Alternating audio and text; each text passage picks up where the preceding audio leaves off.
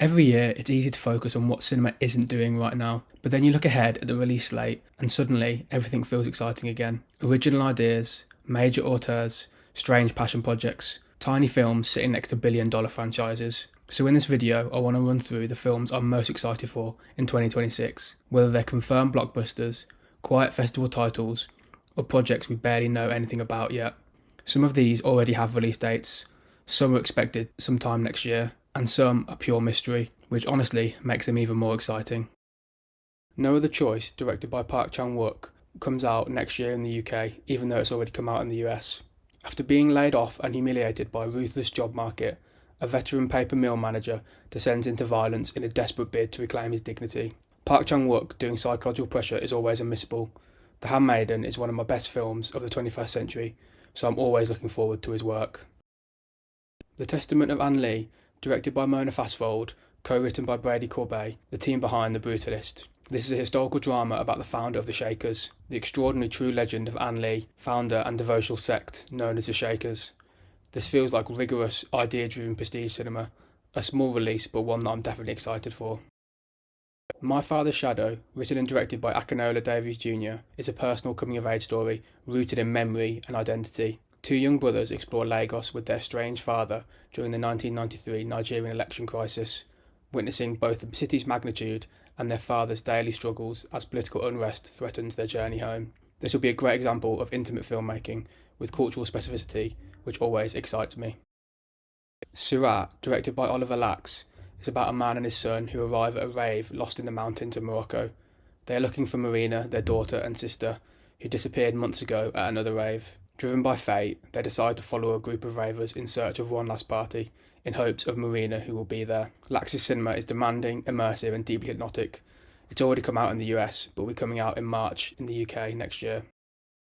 Hamnet, directed by Chloe Zhao, is based on the novel imagining Shakespeare's grief after losing his son. It stars Jessie Buckley and Paul Mescal.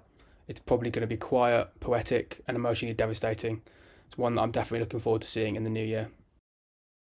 Resurrection, directed by Bai Gan, is set in a future where humanity has surrendered its ability to dream in exchange for immortality. An outcast finds illusion, nightmarish visions and beauty in an intoxicating world of his own making.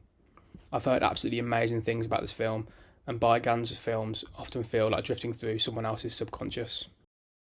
Late Fame is a film that has flown under the radar. Directed by Kent Jones, starring Willem Dafoe and Greta Lee. It's about a long time ago when Ed Saxberger wrote a book of poetry that no one ever cared about, and a young artist rediscovers his work, who must reassess his genius. The wild card in the group is Gloria, a talented and mercurial theatre actress who toys with affections and who is all set to be admired by Saxberger.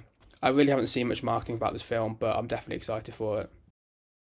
The Secret Agent is a political thriller set during Brazil's military dictatorship. In 1977 Brazil, technology specialist Marcelo, fleeing a mysterious past, returns to Recife in search of peace, but realises the city is far from the refuge he seeks. Is This Thing On, directed by Bradley Cooper, is based on the UK comic John Bishop's life. As their marriage quietly unravels, Alex faces middle age and an impending divorce, seeking new purpose in the New York comedy scene, while Tess confronts the sacrifices she made for their family, forcing them to navigate co-parenting, identity, and whether love can take a new form. I'm really curious to see Bradley Cooper's evolution as a director. Sound of Falling, directed by Masha Selinsky, is a multi-generational drama exploring memory and trauma. Over the course of a century, as four girls from different time periods experience their youth on a German farm, their lives become intertwined until time seems to dissolve. This is a quiet European film that you can just imagine will linger in your mind for many weeks after watching. Magellan, directed by Laz Diaz, is an exploration of colonialism and conquest in the 16th century. Ferdinand Magellan, a young and ambitious Portuguese navigator, rebels against the power of the King of Portugal, who doesn't support his dream of discovering the world, and persuades the Spanish monarchy to fund his bold expedition to the fabled lands of the East.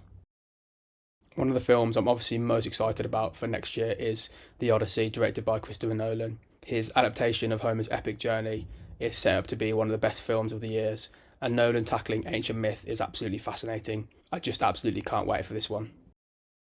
Dune Part 3, directed by Denis Villeneuve, is just a continuation of the Paul Atreides story. Villeneuve has earned my total trust, and without doubt this is one of the films I'm most looking forward to over the next few years. Disclosure Day, directed by Steven Spielberg, starring Josh O'Connor and Emily Blunt, is a sci-fi drama about a world-changing revelation. Original sci-fi concepts are rare now, but I'm really excited to see where Steven Spielberg takes this one.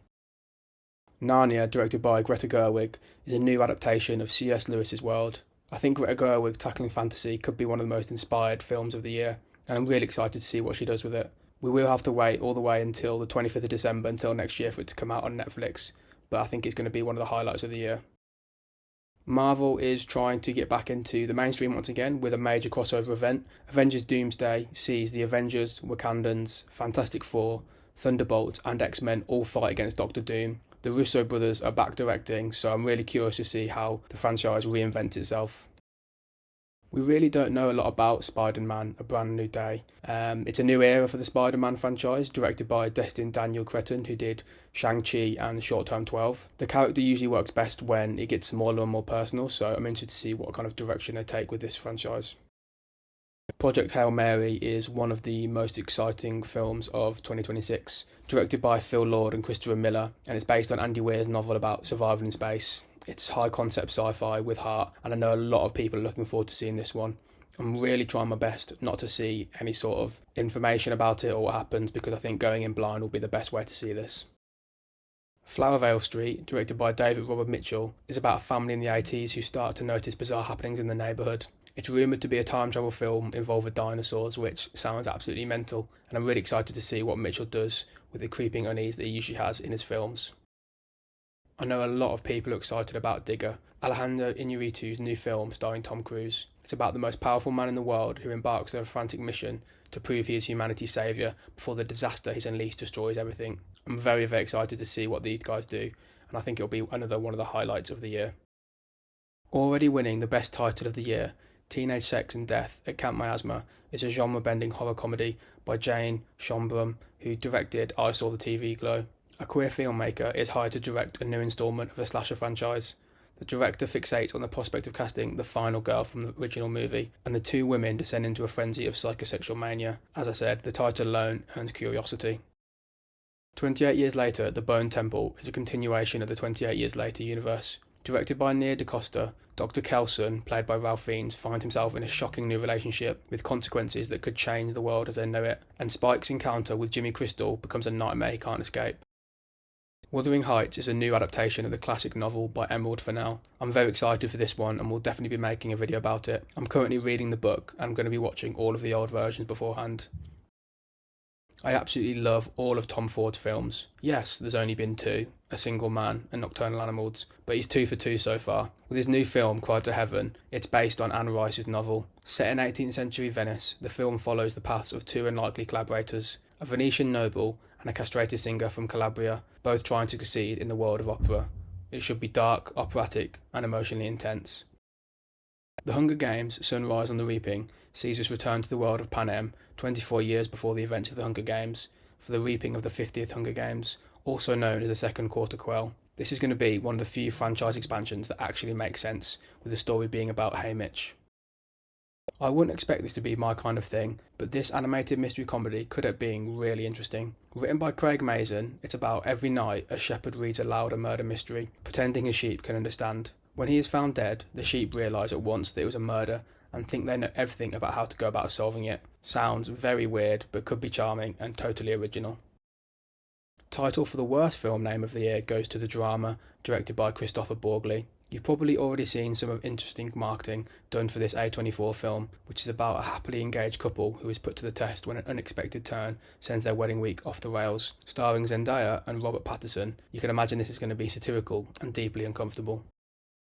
The Rip pairs Matt Damon and Ben Affleck back together again. It's about a team of Miami cops who discover millions in cash inside a derelict stash house. Trust phrase as everything and everyone is called into question.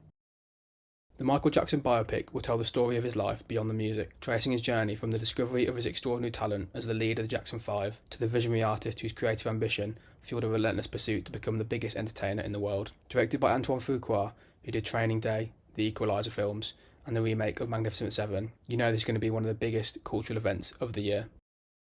Robert Eggers is back with Werewolf, a horror film set in the 13th century England with dialogue true to the time period. The plot is still to be announced, but Eggers and folklore is an instant yes from me. Finally, we have The Adventures of Cliff Booth, Fincher doing Tarantino. I'm excited for this. 8 years after the events of Once Upon a Time in Hollywood, Cliff Booth navigates the studio system in his new role as a fixer. Tarantino-adjacent mythology is just simply irresistible. This is just a short list of everything that's coming out next year, and 2026 already feels stacked, not just with blockbusters, but with bold, ambitious filmmaking. If even half of these delivers, we're already in for a great year. Let me know which ones you're most excited for and which films I missed.